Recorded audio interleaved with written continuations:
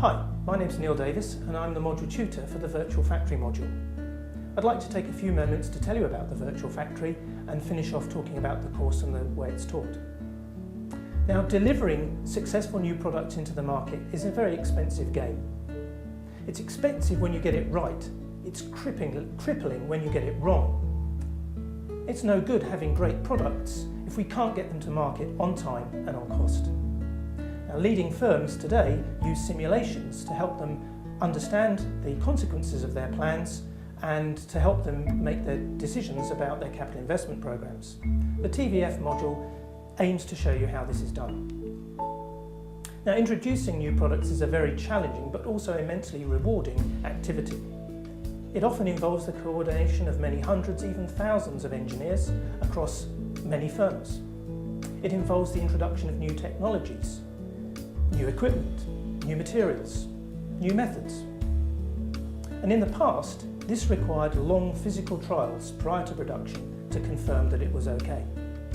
Today, as I said, firms use simulations to try and help reduce the time to market and improve the opportunity to look at alternatives. Now, the cost of a new vehicle program, for example, is huge.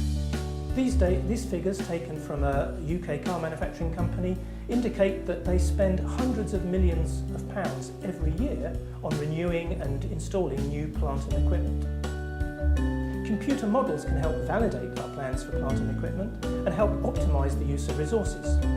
A saving of a few percentage points can result in a saving of millions of pounds. Taking another example, again, the same company recently announced the building of a new engine plant with a budgeted spend of £355 million. A 2% saving, which is a very small saving, in fact, would yield almost £10 million of savings in this project. In fact, the research indicates that much larger amounts of money can be saved even than this. But it's not just about cost. Such projects are so important to an organisation that they can't afford to fail.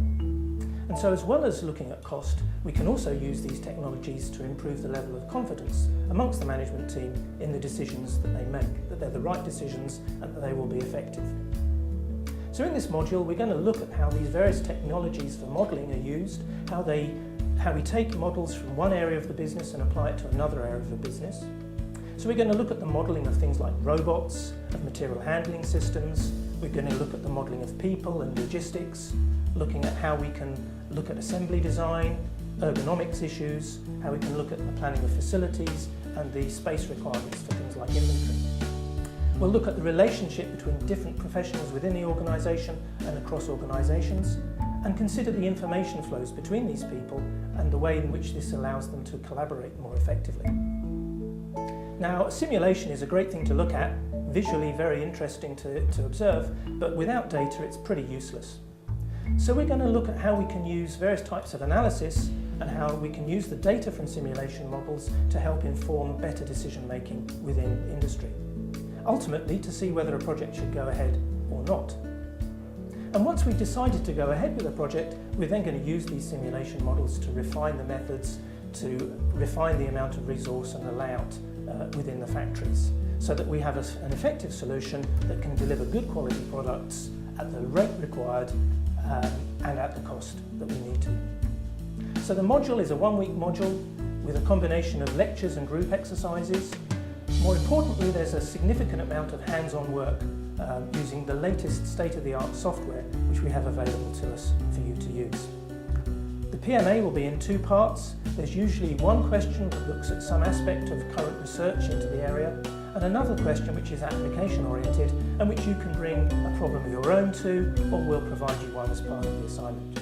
I hope this has been interesting for you, and I look forward to seeing you on the Virtual Factory module. Thank you very much for your time.